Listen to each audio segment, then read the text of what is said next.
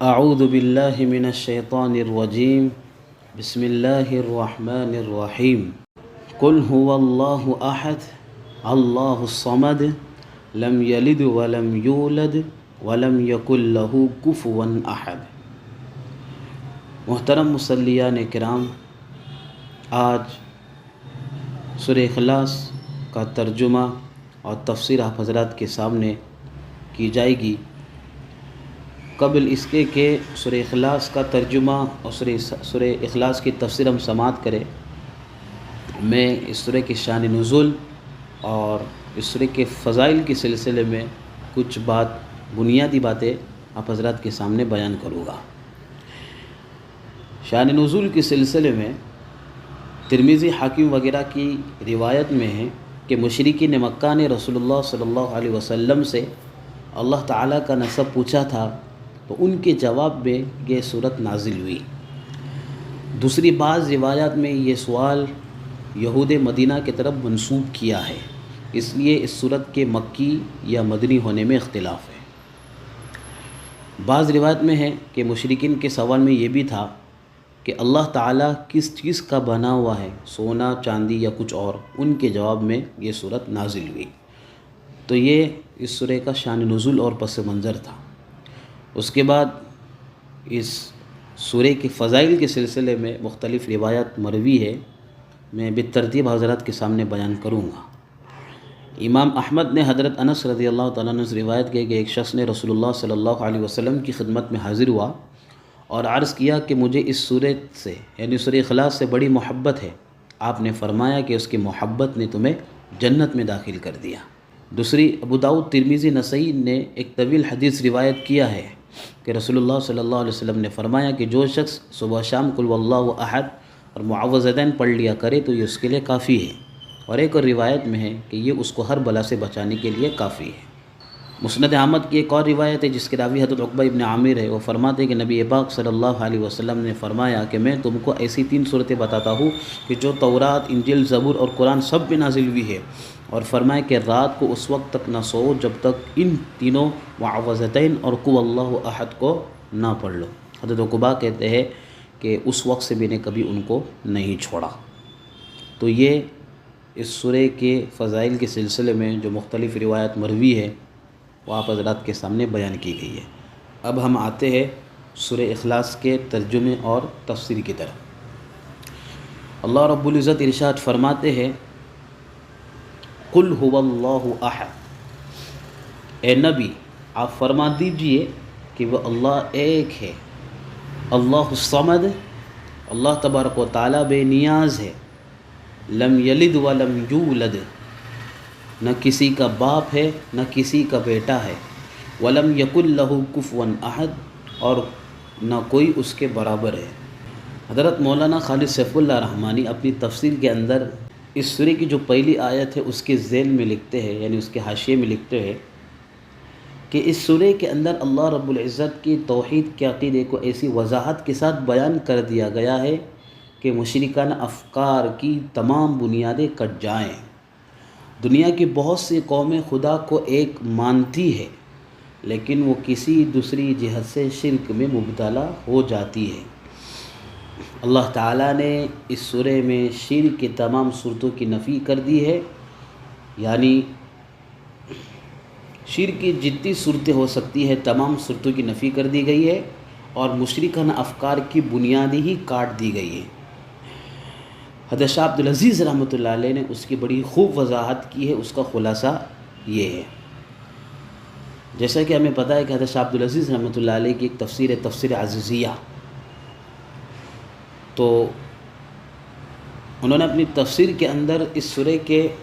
تفسیر کے سلسلے میں شرک کی 4 صورتوں کو بیان کیا ہے، یعنی اس کے 4 اسباب کو بیان کیا ہے، جس کو حضرت مولانا خالد سیف اللہ رحمانی نے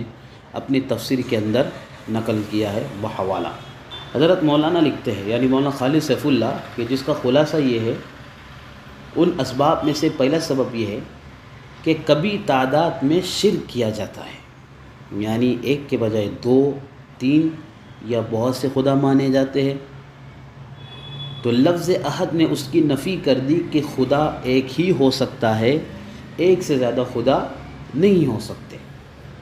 تو یہ رہی پہلی صورت اسباب میں سے پہلا سبب کہ کبھی کبھار تعداد میں شرک کیا جاتا ہے۔ دوسری صورت یہ ہے کہ کبھی منصب و مرتبے میں شرک ہوتا ہے، جیسے اللہ رب العزت کے ساتھ ساتھ کسی اور کو رزق کا دیوتا، کسی کو علم کی دیوی، کسی کو زندگی اور موت کا مالک سمجھ لیا جائے، یعنی اللہ رب العزت کی جو خصوصی صفات ہے ان میں دوسروں کو شریک ٹھہرا لیا جائے۔ تو اس سورہ کی جو دوسری آیت ہے اللہ الصمد، تو اس میں ایک لفظ ہے لفظ صمد، تو لفظ صمد کے ذریعے سے اس کی تردید ہو گئی کہ اللہ رب العزت کو کسی کام انجام دینے کے سلسلے میں کسی شریک و مددگار کی ضرورت نہیں، وہ بے نیاز ہے اور اپنے آپ میں کافی ہے۔ تو یہ تھی دوسری صورت۔ پہلی صورت یہ کیا تھی؟ پہلی صورت یہ تھی کہ کبھی کبھار تعداد میں شرک کیا جاتا ہے، یعنی ایک کے بجائے 2، 3 یا بہت سے خدا مان لیے جاتے ہیں۔ تو لفظ احد کے ذریعے سے اس کی نفی کر دی کہ خدا ایک ہی ہو سکتا ہے، ایک سے زیادہ خدا نہیں ہو سکتے۔ دوسری صورت یہ تھی کہ کبھی کبھار مقام و مرتبے کے اندر شرک کیا جاتا ہے، یعنی اللہ رب العزت کے ساتھ ساتھ کسی کو رزق کا دیوتا، کسی کو علم کی دیوی، اور اسی طرح کسی کو موت اور حیات کا مالک سمجھ لیا جائے، یعنی اللہ رب العزت کی جو خصوصی صفات ہے ان میں کسی کو شریک ٹھہرا لیا جائے۔ تو لفظ صمد کے ذریعے سے اس بات کی تردید ہو گئی کہ اللہ رب العزت کو اپنے کام انجام دینے کے سلسلے میں کسی مددگار و شریک کی ضرورت نہیں، وہ بے نیاز ہے اور اپنے آپ میں کافی ہے۔ تیسرا سبب یہ ہے کہ کبھی شرک اس لیے پیدا ہوتا ہے کہ خدا کے لیے کنبہ مان لیا جاتا ہے، جیسے خدا کا بیٹا، خدا کا باپ، خدا کی بیوی، اور یہ تصور کیا جاتا ہے کہ جب یہ خدا کا رشتہ دار ہے تو خدائی اس میں بھی موجود ہے۔ تو لم یلد ولم یولد، یعنی اس سورہ کی جو آیت نمبر 3 ہے، لم یلد ولم یولد، کہ نہ کسی کا باپ ہے نہ کسی کا بیٹا، کہہ کر اس کی جڑ کاٹ دی گئی کہ نہ خدا کی کوئی اولاد ہے،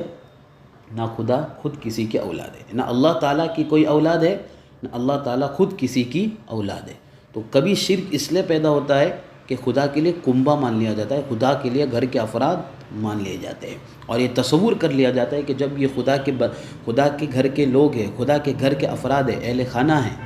تو ان میں بھی خدائی کیا ہے موجود ہوں گی۔ شرک کا چوتھا سبب یہ ہے کہ بعض قومیں شخصیت کے بارے میں یہ فرض کر لیتی ہے کہ وہ ان کے کام کر سکتے ہیں اور خدا پر اثر انداز ہو سکتے ہیں، یعنی وہ خدا کے کام کر سکتے ہیں، خدا کے کام آ سکتے ہیں، خدا کے لیے مددگار ثابت ہو سکتے ہیں، اور خدا پر اپنا اثر ڈال سکتے ہیں۔ اثر انداز ہونے کا مطلب یہ ہے کہ اپنا اثر خدا پر ڈال سکتے ہیں، اللہ تعالیٰ پر اپنا اثر ڈال سکتے ہیں۔